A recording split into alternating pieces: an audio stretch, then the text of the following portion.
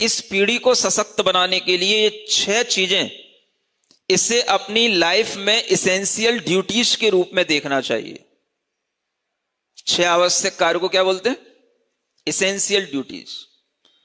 जैसे हम अपनी इसेंशियल ड्यूटी अपने ऑफिस में जाकर के निभाते हैं, जैसे हम अपनी इसेंशियल ड्यूटी को अपने घर में अपने फैमिली मेंबर्स के साथ कुछ करके करते हैं, ऐसे ही अगर हमें मानसिक और शारीरिक रूप से सशक्त होना है तो ये बता रहा हूं, ये 6 काम जो व्यक्ति करेगा वो लाइफ टाइम तक बिना डिप्रेशन के, बिना टेंशन के और बिना शारीरिक बड़ी बीमारियों के अपना जीवन निकाल सकेगा।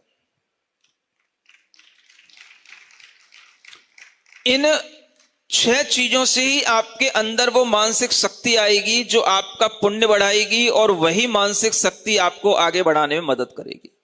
ये वो चीजें हैं, इनको लोगों ने एक साधु की चीजें बना करके, एक वैसे ही बस खाना पूर्ति की चीजें बना करके लोगों ने समझ रखा है। लेकिन तीर्थंकरों का धर्म कभी भी खाना पूर्ति का नहीं होता। धर्म पर विश्वास करके चल रहे हो तो उससे कभी खाना पूर्ति मत करना, उसे चित्त स्थिर करके उससे लाभ लेना, और वो लाभ जब आपको महसूस होगा तभी आपको समझ में आएगा कि ये धर्म हमारे कितने काम का है।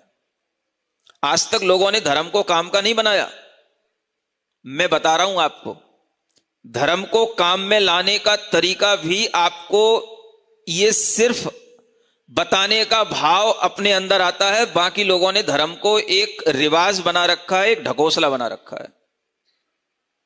तो धर्म को अपने काम में लेना सीखो। इन 6 आवश्यकों को आप समझने की कोशिश करो, ये आपके जीवन के अंग बनने चाहिए।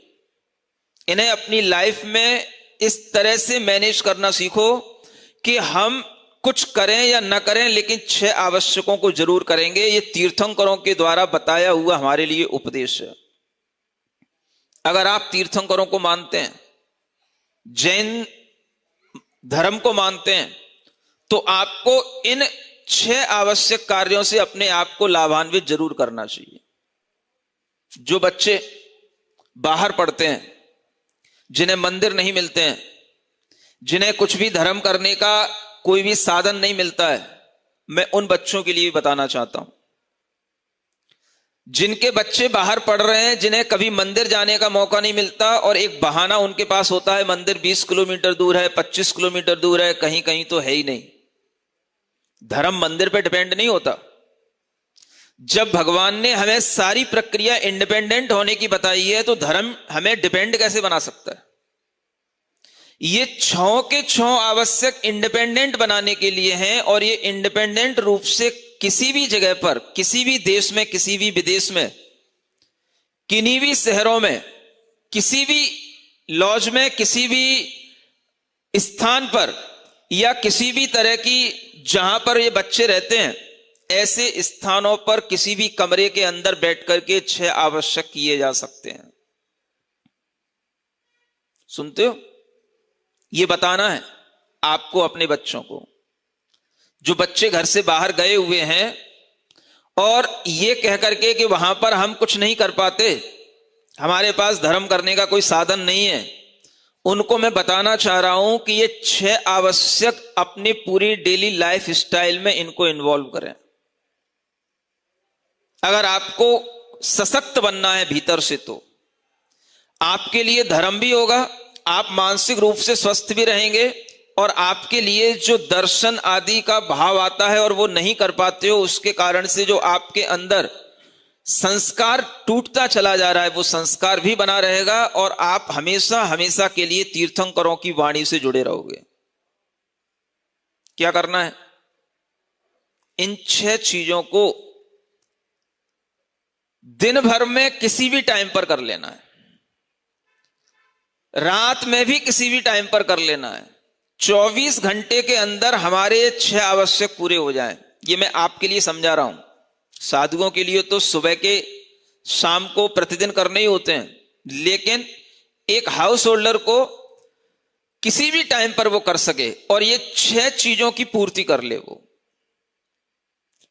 ये 6 एसेंशियल ड्यूटीज, इन्हें अपने जीवन में शामिल करें। क्या करें? समभाव में बैठने की कोशिश करें। सबसे पहले कैसे बैठे? कोशिश करेगा तो बैठेगा ना। चित्त को स्थिर करके सुबह से शाम तक अपना कोई कामकाज करके आए हैं तब, या जब जा रहे हैं उससे पहले अर्ली मॉर्निंग अगर हमें टाइम मिले तो सबसे अच्छा समय होता है सुबह बैठ करके सबसे पहले क्या करना? सामायिक करना। चाहे सामायिक प्रतिमा हो या ना हो, चाहे हमारे कोई 2 प्रतिमा के व्रत हो या ना हो, इससे कोई मतलब नहीं है। सामायिक हमारा धर्म होना चाहिए, ये पहचान होनी चाहिए जैनत्व की। अगर हर जैन इस भाव में रहेगा तो उसके लिए अपने आप ये पहचान बनेगी। भले ही आप ट्रेन में सफर कर रहे हो, ट्रेन में भी सोते हो, सुबह आपकी ट्रेन कहीं भी जा रही हो, कहीं भी ट्रेन खड़ी हो या चल रही हो, इससे कोई भी लेना देना नहीं है। आप तो अपनी डिब्बे में अपनी जगह पर बैठे ही हो ना। बस आप सुबह उठे, सुबह उठते ही आपने क्या भाव किया? सबसे पहले हमें सामायिक करना है। अगर ये आपके अंदर आ जाए तो ये जैनत्व की सबसे बड़ी पहचान होगी। जैसे इस्लाम में नमाज करने से इस्लाम की पहचान होती है, ऐसे ही जैनत्व की पहचान अगर होगी तो सामायिक करने से होगी। अहिंसा, खाना पीना, ये सब तो बाहरी बातें हैं। भीतर अपने लिए क्या कर रहे हो, ये अगर हम सीखेंगे तो किसी को सिखाएंगे। सामायिक करना सीखो। जरूरी नहीं है कि हम उसके लिए टाइम 48 मिनट का निकालें, 1 घंटे का निकालें। सामायिक श्रावक के लिए टाइम से बाउंडेड नहीं है। कोई तुम्हारी सामायिक प्रतिमा नहीं है, उनके लिए बता रहा हूं मैं। सुन रहे हो ना? नहीं तो अभी कोई प्रतिमाधारी कहने लगेंगे महाराज ने कह दिया है, कितनी भी कर लेना। मेरी परिभाषा किन के लिए है, उनके लिए सुने।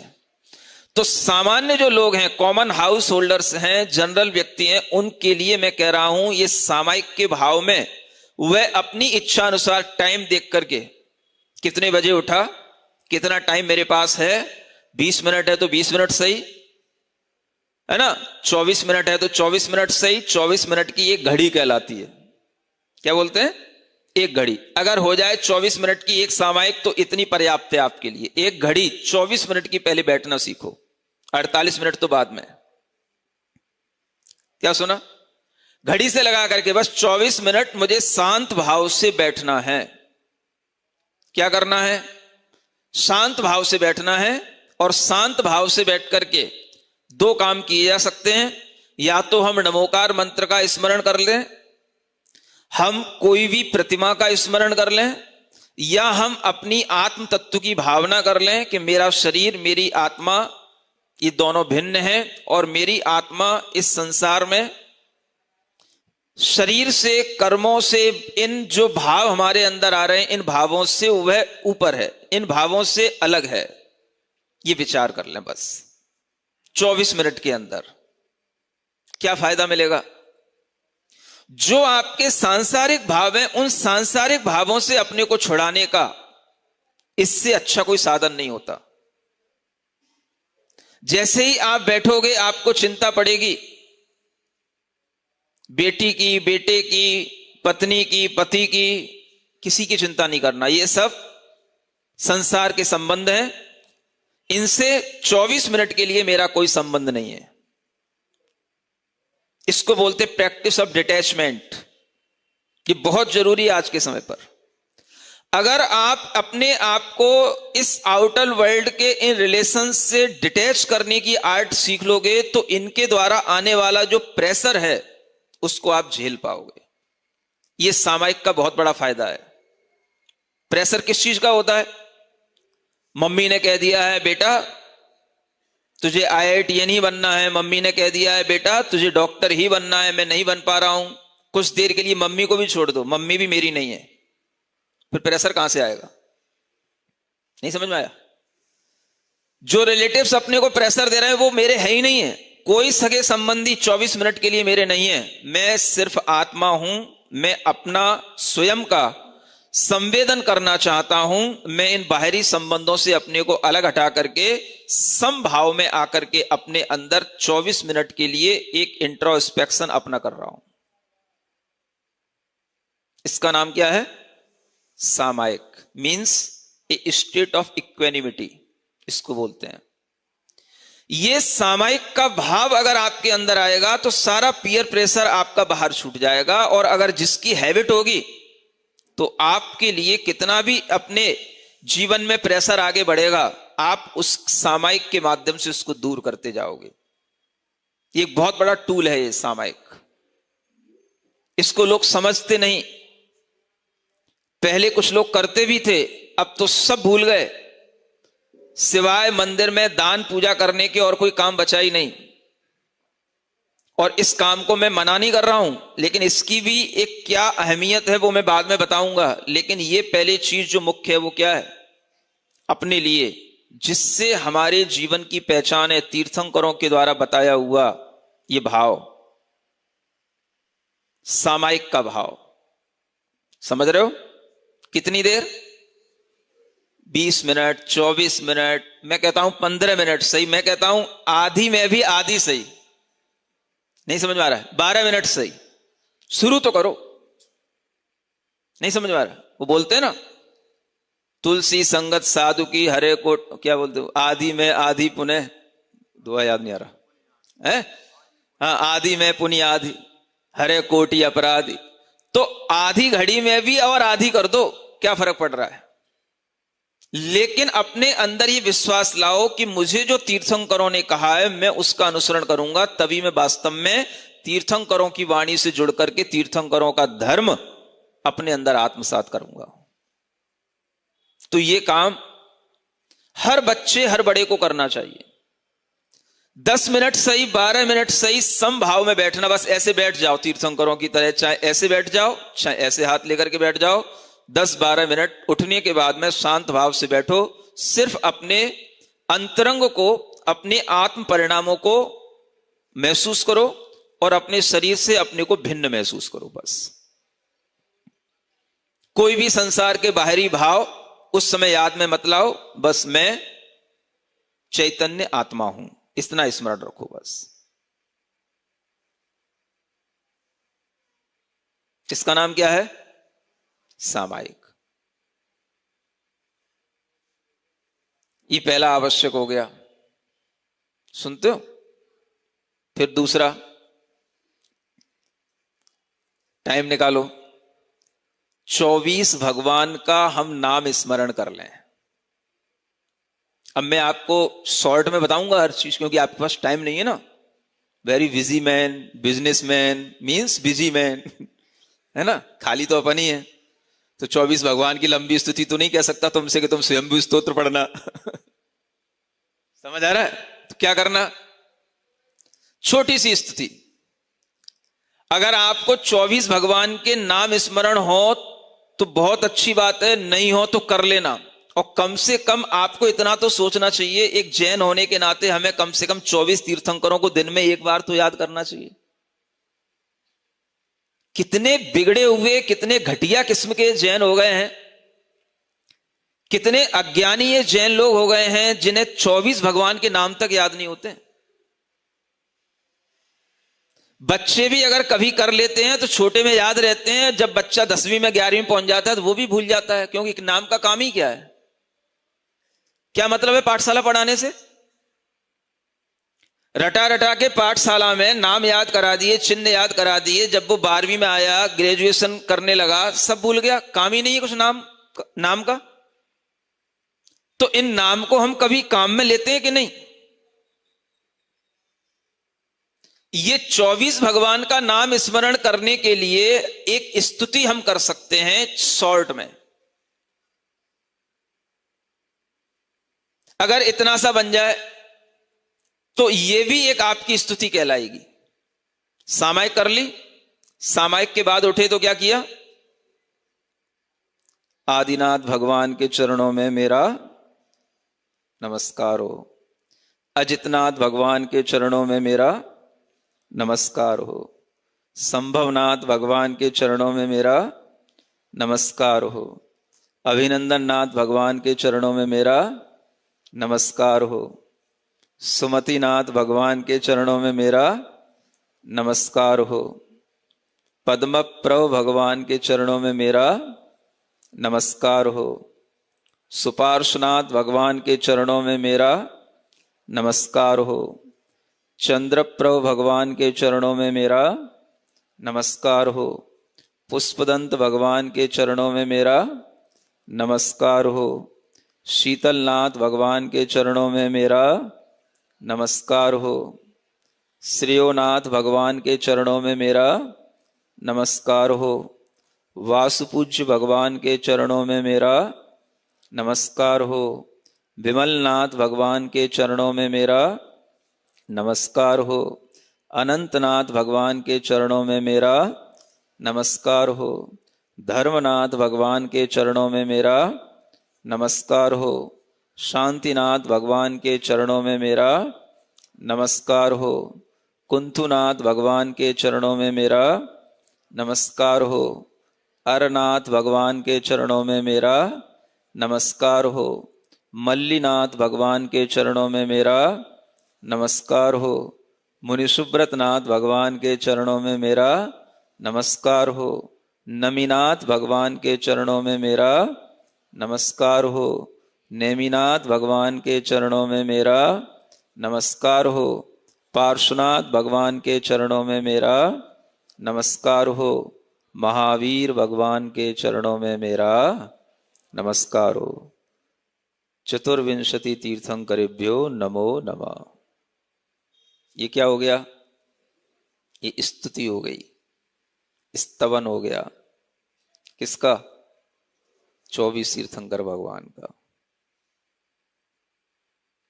कई तरीके हैं, और जल्दी करना हो, ऋषभ अजित संभव अभिनंदन सुमति पदम सुपार्श जिन राय चंद्र पहुप शीतल श्रेयांस जिन वासु पूज्य पूजित सुर राय विमल अनंत धर्म जस उज्ज्वल शांति कुंथु अर मल्ली मनाय मुनि सुव्रत नमिनेमि पार्श्व प्रभु वर्धमान पद शीश नवाय। मुझे भी याद है, बचपन में करता था है ना।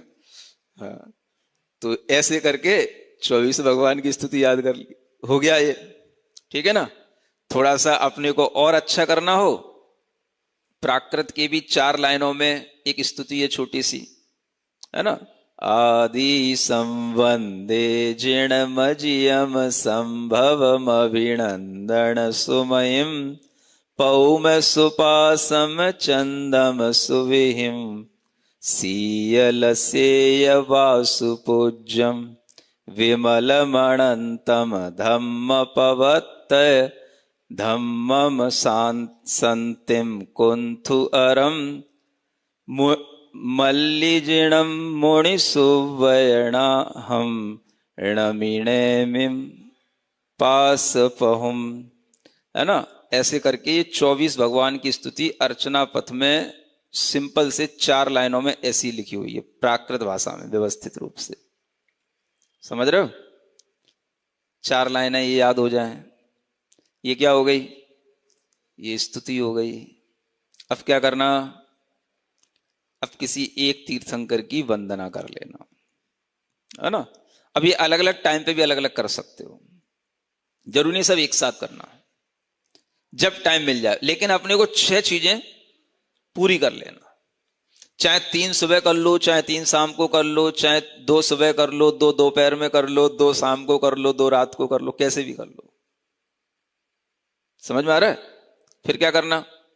एक तीर्थंकर भगवान की स्तुति के कोई भी 4 लाइनें याद है किसी को? कुछ क्या है? आप स्वयंभू स्तुति किसको याद होगा? वो तो हो ही नहीं सकता। वर्धमान स्तोत्र याद हो, भक्तामर स्तोत्र याद हो, तो आदिनाथ भगवान के चरणों में 2 छंद पढ़ लिए, तो वर्धमान स्तोत्र के 2 छंद पढ़ लिए, तो वर्धमान भगवान की स्तुति होगी। कोई भी भगवान के स्तोत्र के 2 छंद पढ़ लोगे तो आपको 2 एक ये वंदना हो गई। ठीक है, आदिनाथ भगवान के पढ़ लिए भक्तामर के 2 छंद तो आदिनाथ जनेन्द्राय नमो नमः, और वर्धमान स्तोत्र के पढ़ लिए तो वर्धमान जनेन्द्राय नमो नमः। हाँ, चालीसा भी पढ़ सकते हो आप स्तुति वंदना में जो है ना, अगर चालीसा याद है चालीसा पढ़ लिया, चलो ये भी ठीक है आप लोगों के लिए। कुछ भी सही, प्रयोजन यह है कि आप इन 6 आवश्यकों की पूर्ति करें और इनसे लाभान्वित हों। अब ये आपने 3 आवश्यक कर लिए, समझ आ रहा है? अभी बताने में तो टाइम लगा रहा है, जब करोगे आप तो 5 ही मिनट में सब हो जाएगा आपका। फिर क्या करना? प्रतिक्रमण, है ना, छोटा सा प्रतिक्रमण।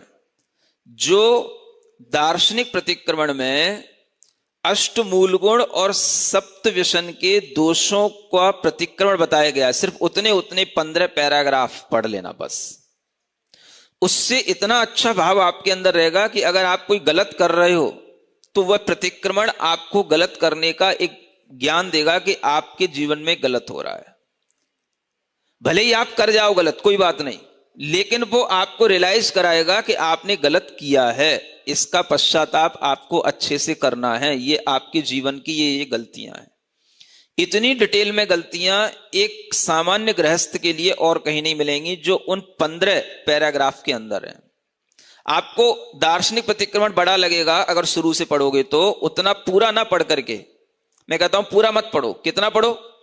जहां से बस वो अहिंसा स्थूल मूल गुण में लगे दोषों का वर्णन, सत्य स्थूल मूल गुण में लगे दोषों का वर्णन, इस तरह से जो शुरू हुआ है, 8 मूल गुण और सप्त व्यसन से मुक्त होने के लिए 15 पैराग्राफ आप पढ़िए प्रतिदिन। वो आपको मोबाइलों पे सब मिल रहा है। ये 15 पैराग्राफ आपके दार्शनिक प्रतिक्रमण के नाम से आपको मोबाइल पे मिल रहे हैं। आप केवल ऑन करके सुन लीजिए तो भी चल जाएगा। सुनते हो? ये आपका प्रतिक्रमण होना चाहिए।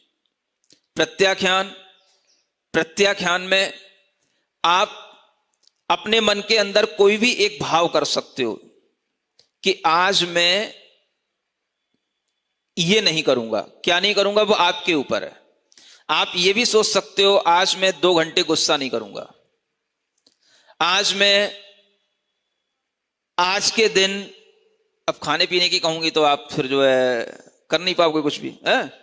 फिर भी आप कर सकते हो 2 घंटे में मौन रहूंगा, है? मौन तो 2 घंटे नहीं रह पाओगे, तो 2 घंटे में कुछ भी नहीं खाऊंगा। मान लो आप ऑफिस में बैठे हो, 2 घंटे में कुछ भी नहीं खाऊंगा, 12 से 2 बजे तक मेरा खाने पीने का त्याग है, 1 घंटे का त्याग है, आधा घंटे का, सही, जो भी आपके मन में आए एक छोटा छोटा से प्रत्याख्यान अगर आप करोगे तो आपके अंदर अपने आप जो कर्मों के आश्रव हो रहे हैं वो रुके रहेंगे और आप जो है उस पुण्य बंध को प्राप्त करते रहोगे जिसकी आपको बहुत आवश्यकता है अपने जीवन में। और फिर उसके साथ प्रतिक्रमण हो गया, प्रत्याख्यान हो गया, एक कायोत्सर्ग। कभी भी सोने से पहले या उठने के बाद एक कायोत्सर्ग कैसे किया जाता है, तो उसको आप सामायिक में भी शामिल कर सकते हो। 27 श्वासोच्छ्वास गिन करके एक कायोत्सर्ग कर लिया, बस उसे आप सामयिक में भी कर सकते हो। आपको और छोटा सा पैकेज बना देता हूं, कम से कम टाइम में आपको हो जाए। सामायिक कायोत्सर्ग एक साथ कर लो, एक बार वंदना और स्तुति एक साथ कर लो, प्रतिक्रमण प्रत्याख्यान एक साथ कर लो, 2-2 का पैकेज बना करके 3 टाइम में इसको कभी भी पूरा कर लो।